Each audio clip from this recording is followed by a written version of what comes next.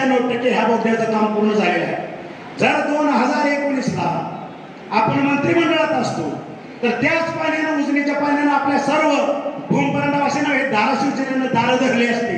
दुर्दैव आपलं ते झालं नाही त्यावेळेस, पण हे करून दाखवलं 2022 मध्ये।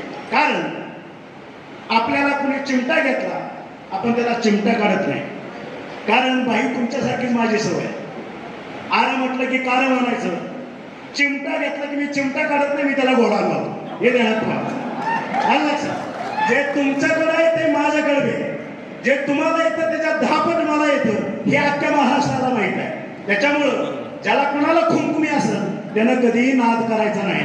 आता एकावर एक झालेलं आहे, 2 नाही झालं, एकावर एक 11 झाले, हे ध्यानात ठेवा।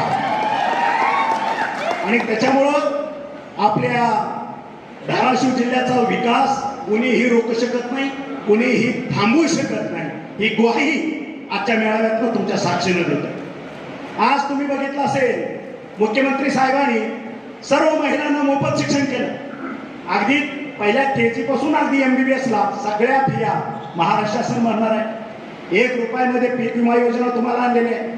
माझा महात्मा फुले जन आरोग्य योजना 1.5 लाखाची 5 लाख केलेली आहे। आज त्या ठिकाणी कुठली रेशन कार्डची आत ठेवली नाही, 12.5 कोटीसाठी महात्मा फुले योजना केली।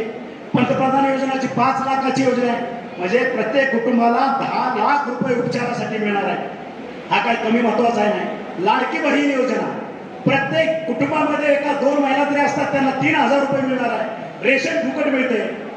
आणि हे सगळं बघून ह्यांच्या पोटात प्रचंड कळायला लागले आहे। पण ह्या लोकांना हे माहित नाही, ह्या कळायला लागले, पण त्यांच्या माहितीनुसार आरोग्य खातं माझ्याकडेच आहे, पोटात दुखायला लागले की गोळे माझ्याकडे आहेत, त्यांनी चिंता करायचं काय कारण? आणि म्हणून विकास अशाच पद्धतीने अविरत होत राहणार आहे। तुम्ही बघितलं असेल दवाखान्याची प्रचंड प्रमाणात कामं चालू आहेत, 4 लेनची कामं रस्त्याची चालू आहेत, सभागृहाची कामं चालू आहेत। या ठिकाणी MIDC ला पण मंजुरी मिळाली। आज भूममध्ये, परांड्यामध्ये, वाशीमध्ये 3 MIDC मंजूर करून आणले। आज भूममध्ये एसटी स्टँडचं काम चाललेलं आहे, त्या ठिकाणी 100 खाटाच्या परांड्यामध्ये हॉस्पिटलचे कामं चाललेले आहेत। साखर कारखान्याच्या माध्यमातून ज्या ज्या ठिकाणी शासनाच्या माध्यमातून रस्ते करता येत नाही त्या ठिकाणी खाजगी तत्वावरती आपण ते रस्ते दुरुस्त करायचं काम चाललेलं आहे। पाण्याचे टँकर आपण त्या ठिकाणी मजबूतीकरणाप्रमाणे देतोय। आणि हा सगळा विकास असताना ह्यांनी कधी 5 रुपयाची पावती कुणाला फाडली नाही।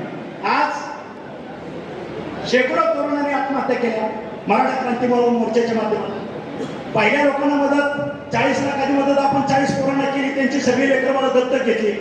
नंतर 40 पोरांनी जरांगी पाटील साहेबांच्या काळात आंदोलन झालं त्यावेळेस 40 पोरांनी पुन्हा आत्महत्या केल्या, त्यांना 5-5 लाख रुपयाची मदत केली, त्यांची लेकरं पुन्हा दत्तक घेतली। धनगराच्या पोरांनी आत्महत्या केल्या, त्यांची लेकरं दत्तक घेतली, त्यांना मदत केली।